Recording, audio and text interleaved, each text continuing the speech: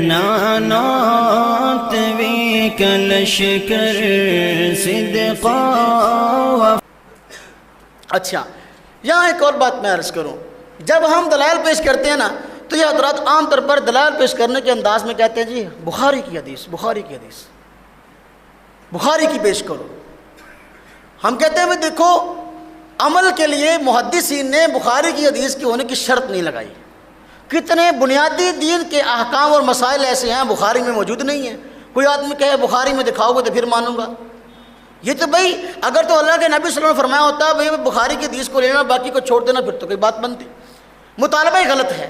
لیکن خیر ہم کہتے ہیں ٹھیک ہے، ہم بخاری کی روایت بھی پیش کرنے کو تیار ہیں، اور اگر تم کہتے ہو مسلم کی ہم وہ بھی پیش کرنے کو تیار ہیں، تم سنن سے کہتے ہو وہ بھی پیش کرنے کو تیار ہیں، تم مسانید سے کہتے ہو ہم وہ بھی تیار کرنے کا اپنا حدیث بیان کرنے کو تیار ہیں، تم مصنفات سے کہتے ہو ہم ان کتب سے بھی روایت پیش کرنے کو تیار ہیں. لیکن اپنے دل کے برتن کو سیدھا کرو، ٹیڑھا نہ کرو.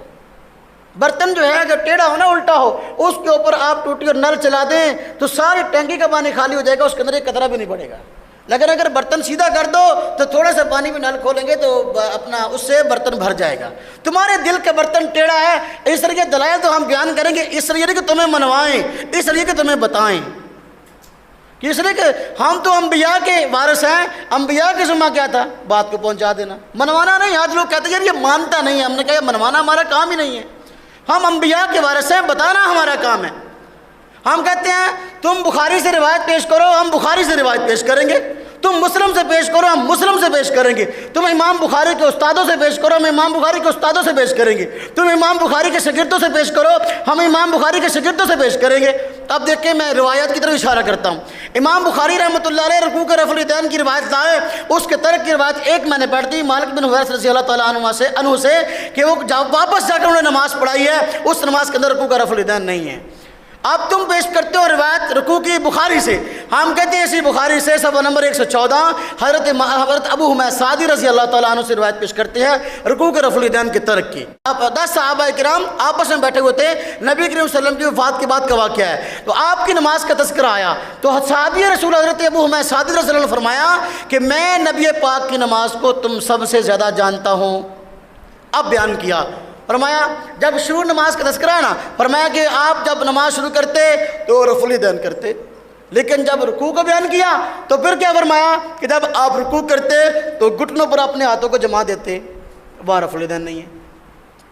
وہ کیا کہتے ہیں 10 صحابہ کرام موجود ہیں، تم سب سے زیادہ نبی کی نماز کو میں جانتا ہوں، محفوظ کرنے والا ہوں.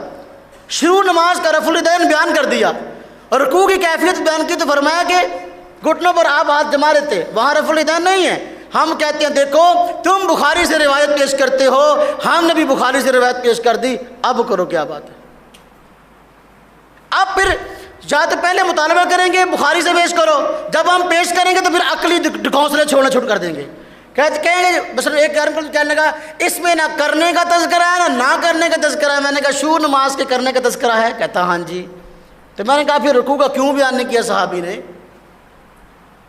اگر رفع الیدین نماز کا مسئلہ تھا، نبی پاک کی نماز کا حصہ تھا تو شروع نماز کا انہوں نے بیان کر دیا.